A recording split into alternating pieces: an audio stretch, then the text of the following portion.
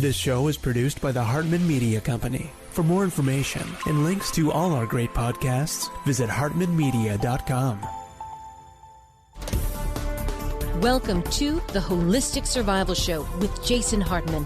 The economic storm brewing around the world is set to spill into all aspects of our lives. Are you prepared? Where are you going to turn for the critical life skills necessary to survive and prosper? The Holistic Survival Show is your family's insurance for a better life. Jason will teach you to think independently, to understand threats, and how to create the ultimate action plan. Sudden change or worst case scenario, you'll be ready. Welcome to Holistic Survival, your key resource for protecting the people, places, and profits you care about in uncertain times. Ladies and gentlemen, your host, Jason Hartman. Let's welcome back a guest who's been on several times, and that is none other than Doug Casey. He is the founder of International Man, also Casey Research, which he's not as directly involved with anymore. He's an author of several great books and a real thought leader on various investments and situations, and we're obviously all in a situation now, so I wanted to invite him back. Doug, it's great to have you back on, and you're coming to us from Argentina, is that correct? Oh, no, Ecuador, right? No, across the Plate River. I'm in Uruguay. Okay. A farm here. Fantastic. And then you also, at least used to, live in Aspen half of the year, and then South America the other half of the year. Is that about right? That's right. I still have my ranch in Aspen, but it's questionable whether I'll even go back there this summer. Yeah. Well, I met you in Aspen, and we did a live interview in person there, and that was a lot of fun. I think maybe that was the last time you were on the show, but a lot has changed in the world. What is your take on the coronavirus pandemic situation? Is this an overreaction? Is the reaction maybe bigger than the problem? Or what are you thinking, Doug? It's a gigantic overreaction. The hysteria that's going on right now is the biggest in the way of hysteria since the witch trials of the Salem? The late 17th century. Wow. It's hugely overblown. The fact of the matter is that the ordinary seasonal flu kills someplace between 25,000 and 60,000 Americans a year, and always has. The death toll from this isn't going to be anything near that. But these morons have totally shut down the economy. And I don't think it's going to recover very easily. So this is a man-made disaster. And I'm not talking about the virus itself. I have no idea what it is. It's just another virus. There are hundreds of viruses that pass through the population and always have. But people only really isolated viruses as a kind of life form. It was only 70 or 80 years ago. So these things have been going on since day one. This is just one among many. And it should be, and would have been, just forgotten. But it's not. This has turned into a major disaster for no good reason.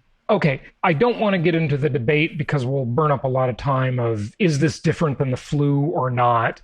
There are some differences, even though the death numbers are, the issue you mentioned is definitely correct. But there's the contagiousness, there's the treatment, there's the overwhelming the healthcare system possibility, there's the fact that, on the normal flu, you usually don't need ventilators. So some differences. I mean, you agree with that, right? Well, look, I'm not a virologist. I'm not an epidemiologist.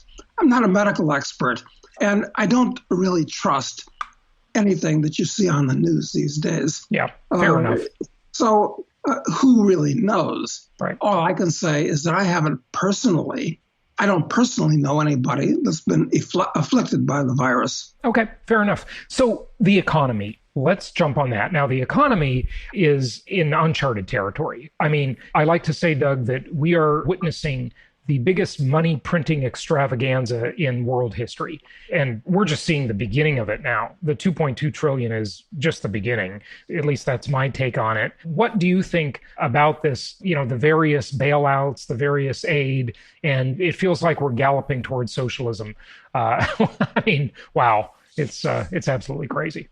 Well, it's a catastrophe in the making. The analogy I like to use is that since the meltdown of 2008, look at that as being entering the leading edge of a huge financial hurricane. We went through that leading edge of the hurricane in 2008 and 9 and 10. A very big hurricane, so we've been going through a very big eye of the storm.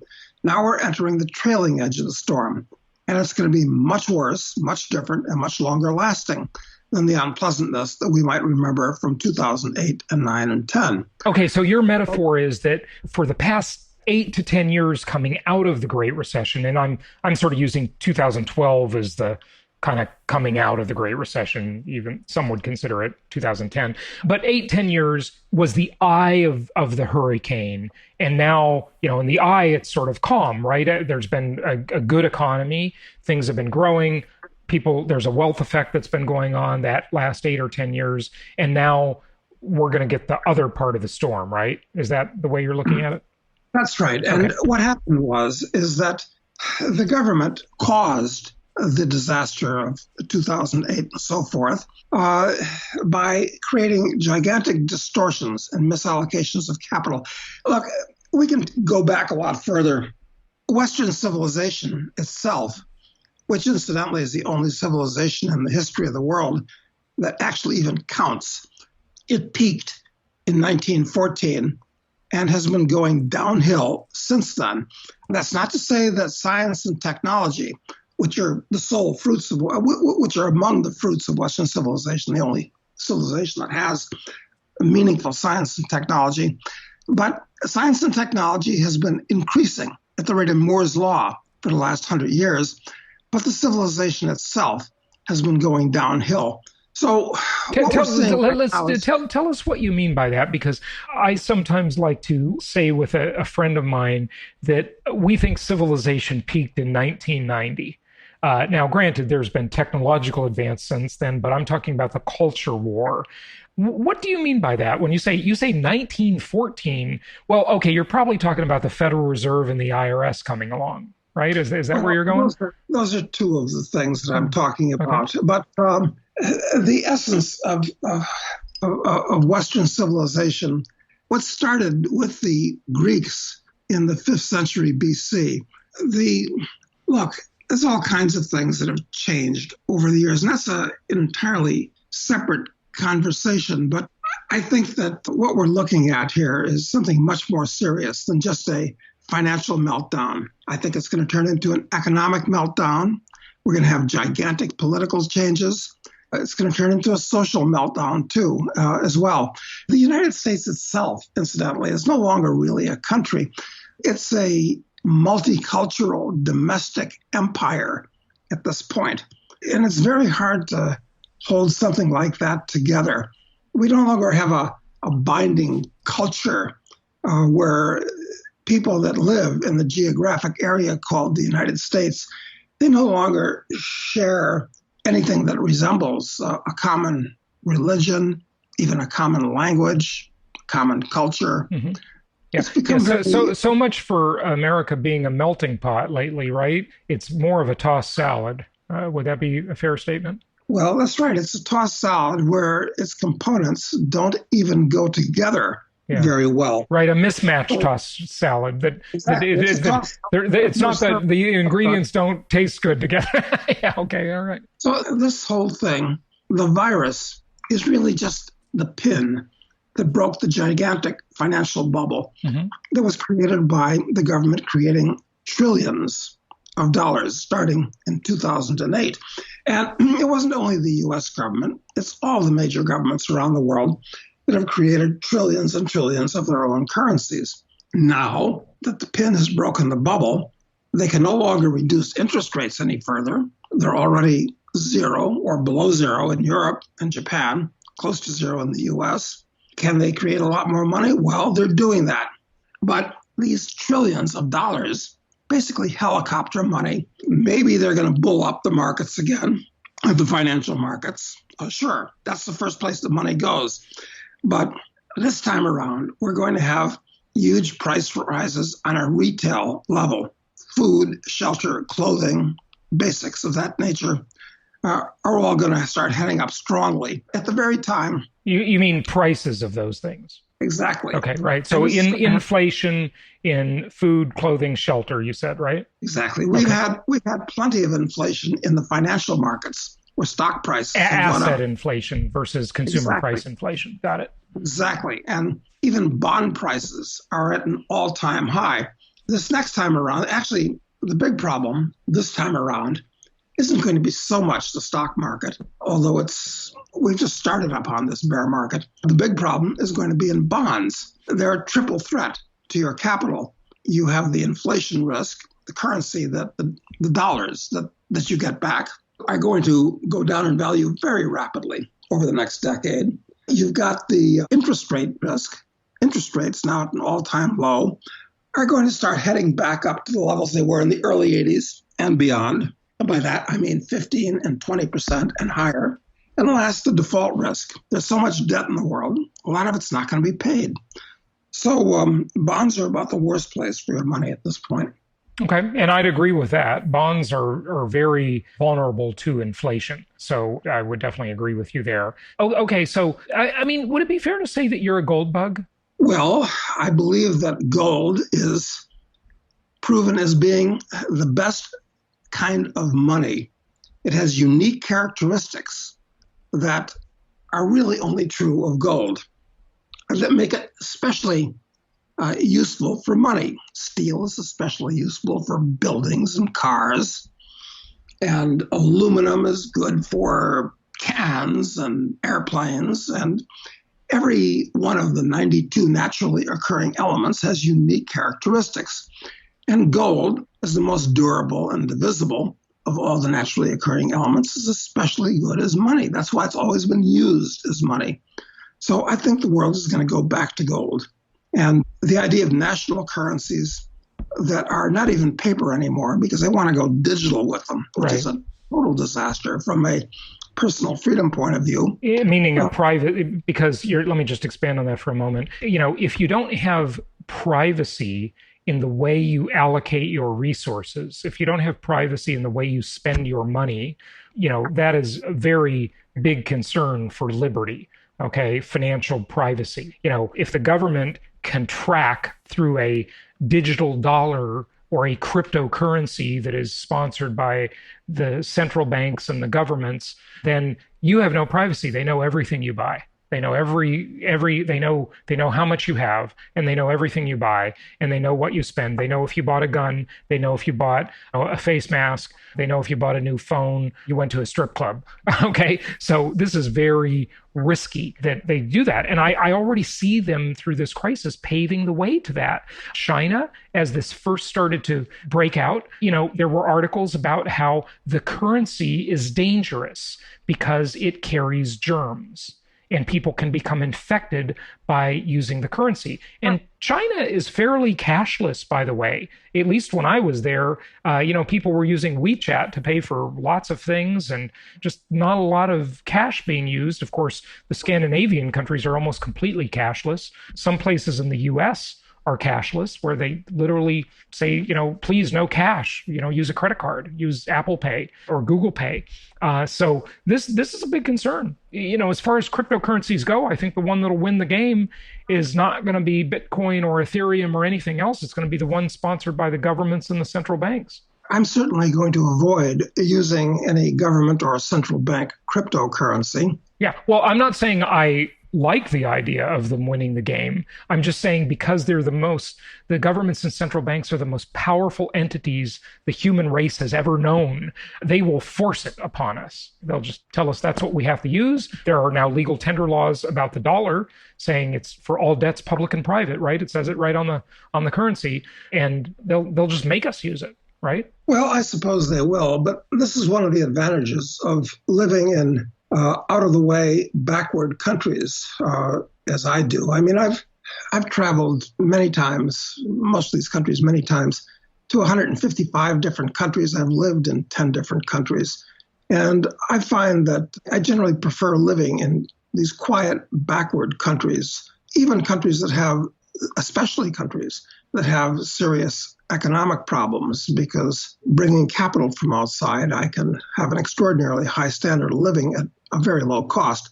But getting back to what you were saying, yes, the world is going to go in that direction.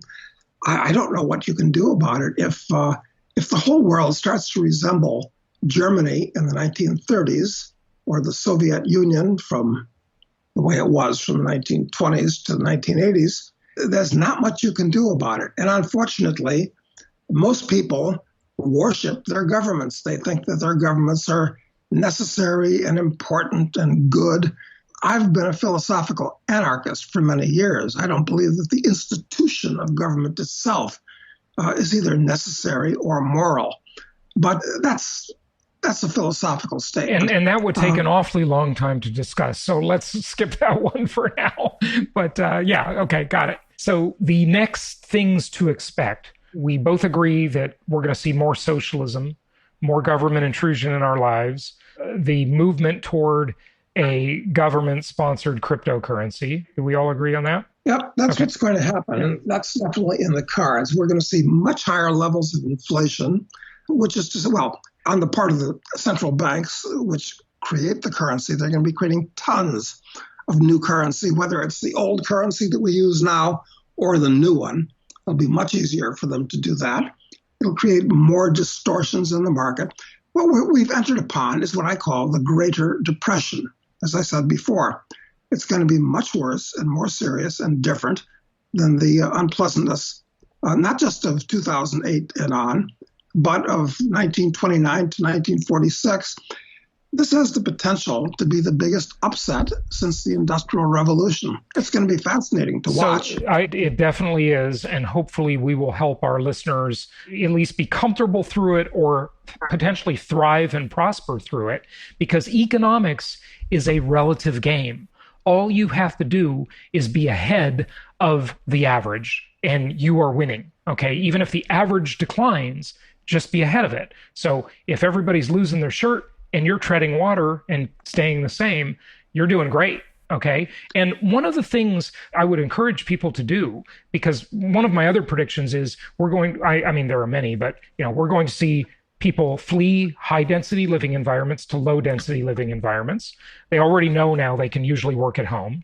We're going to see a move toward a simpler life, I believe, out of this. We are going to see a move toward a nationwide housing assistance program. Maybe it's the Section 8 program we already have expanded or a whole new program. We're going to see more pushes toward universal basic income. And Spain is already in the process of enacting a universal basic income. And this is going to spread around the world, if you ask me. But, when I was a kid, Doug, and I'd encourage people to, go to YouTube or whatever and watch some of the episodes. I used to watch the show The Waltons. I'm sure you know that show. And yes. and you just see how simple life was back then, right? I think we see that, we view that when we watch any old era TV or movie. But you look at that, and you also look at the Great Depression and how people in the urban areas, in the high density areas, were hurt the most. And the people that suffered the least were the people living in the more rural, and they really didn't have suburbia back then yet, because that came after World War II in America, which is a uniquely American idea, suburbia. They didn't really, their life didn't change that much at all. They grew their own food, they were self-sufficient, and, they kind of went on with life. But if you were in an urban area, boy, you were in line for soup or whatever you could get, and you couldn't be self-sufficient. And so, there's been this push to push people, maybe it's UN Agenda 21 or whatever, or just, the way society's evolved, toward these high-density urban living environments where they cannot be self-sufficient. You probably have some thoughts on that, especially since you live on ranches anywhere you go, right? Yes, I agree. You're absolutely correct. There will be a move away from the cities. Now, here in Uruguay, I'm on 1,000 acres. I've got just 1,000. Well, that's a very small plot for this part of the world, if you're a landowner. Yeah. I mean, across the river in Argentina, I have about 150,000 acres in conjunction with some partners. But this is a much more livable thing to be on. But here, I've got a gym, I've got a pool, I've got a mile of riverfront, I've got dairy cows, beef cows, chickens. So I'm pretty self-contained. I've got a great library, and we're on the internet right now. Mm-hmm. So what else do you need? Actually, nothing that I can think of. Yep. You're quite correct on all that you said. I'm intensely optimistic about the long-term future. I'm a believer in Ray Kurzweil's concept of the singularity coming up, perhaps at the end of this generation. Another 20 Well, he predicts 2030 will achieve singularity when the $1,000 computer can do what the human brain can do. Right? That's part of the singularity concept that Ray Kurzweil talks about? That's just part of it. Yeah. Go ahead and expand on it if you would. Implications in many, many different areas of life. It could transform life totally, especially when we get into nanotechnology. So if you can hang on for another 20 years, we may live in an absolutely different world. Hopefully a much, much better world, but totally different. But what we have to do here is figure out what's going to happen over the next few years. And I believe that the general standard of living is going to go down a lot. The chaos level is going to go up a lot. And the only thing that you can really do other than speculate in the markets to try to stay ahead, although I've got to say that's going to be very hard, because a depression is a time when everybody's standard of living goes down, and the winner is just the person that loses the least. Right, exactly. That, by the way, listeners, that's a really good point. Doug, can you repeat that? Yeah. In a depression, the winner is the person that loses the least because the general standard of living drops in a depression. And that's what we're looking at. Okay. So tell us how we lose the least. I like it. That's good. The most important thing is that you have assets where there's no counterparty risk, where you don't have to trust a bank or an insurance company, or for that matter, your pension fund, which is stuffed with bonds and overpriced stocks. So I think that your basic savings should be in the form of gold and silver coins, mostly in your own possession. If you have significant assets, you should have them in more than one political jurisdiction, because your greatest danger today isn't the markets, which are dangerous enough, but it's the political system. It's your government. So you should have lots of gold and silver coins. And if you want to speculate, the best place to be, in my opinion, are mining stocks. They're very cheap right now. Gold mines especially are all making a lot of money at $1,600 an ounce. But they're very cheap because the average financial manager doesn't believe in them. He doesn't understand them. He doesn't own them. That's going to change. They'll pile into them. It's going to be like the contents of Hoover Dam trying to get through a garden hose in the next few years. So that's where I'm concentrated right now. It's mining stocks in general. Talk to us about mining stocks vis-a-vis cheap oil. That's good news for the miners, right? Where energy gets really cheap because it costs less to bring the metals out of the ground. Is that how you would look at that? It depends on the type of mine, whether it's an underground mine or an open pit mine, whether the mine is close to civilization or far away. But we can generalize and say that perhaps 20% of the cost of mining is oil related. And of course, oil has fallen in the last couple of months from about $55 down to about $25 at the moment. I don't know how much lower it could go because none of the frackers in the U.S. are making money. In fact, they're all hemorrhaging money at this point. Right. They were probably going to lose them completely. They're just not going to stay in business.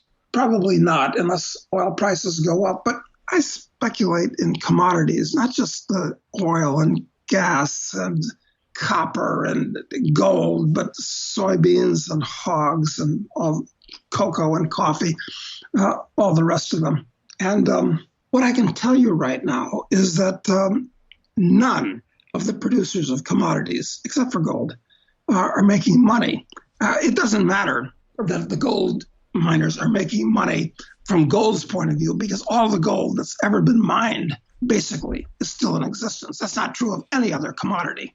even silver. I just got to ask you about that for a second. This still seems pretty far-fetched to me, but it's worth a discussion point. What about mining the asteroids? What about creating these metals in labs? I've read articles about both of those things, and maybe the supply isn't as limited as we want to believe. This may be far off, but I don't know how far. Maybe it's not that far off. Well, in my one of my books, Crisis Investing for the Rest of the 90s, I talked about exactly this. There are about 6 billion ounces of gold in existence right now, above ground, okay?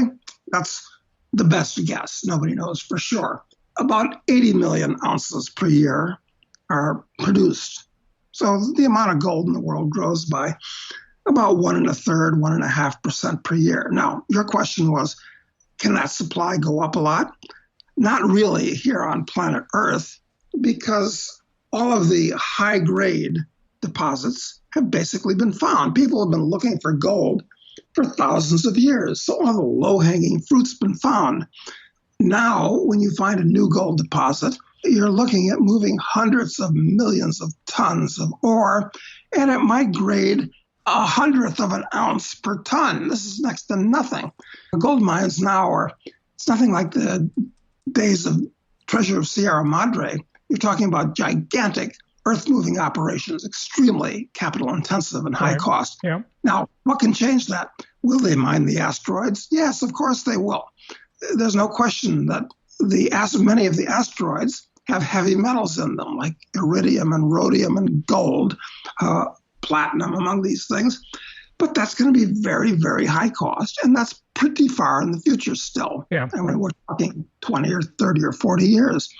The sea is full of gold. It's full of everything. Everything dissolves into the sea. So can gold be recovered from the sea? People have talked about that for many generations. Well, perhaps bioengineering could breed types of seaweed that can concentrate gold in much the way that spinach concentrates iron. This type of thing could be done. Soon? No, not very soon at all. Could gold be created, transmuted from other elements? Yes, of course. This has been done. Alchemy, yeah, right. Well, it can be done. It's just a question of the number of protons in the nucleus of an atom. But I just wanted to bring that up because, the value of precious metals, diamonds, or most anything else is based on scarcity versus demand. It needs to be scarce and it needs to have high demand. That's how the value is upheld, right? If it's abundant, it has low demand, or if it's abundant, then the demand can be met. If it's scarce and there's demand for it, then the demand can't be met and the price goes up. That's right. Yeah, basic economics. Well, okay. Don't worry about a glut of gold anytime in the near future. Okay. All right. It's just not an element. Okay.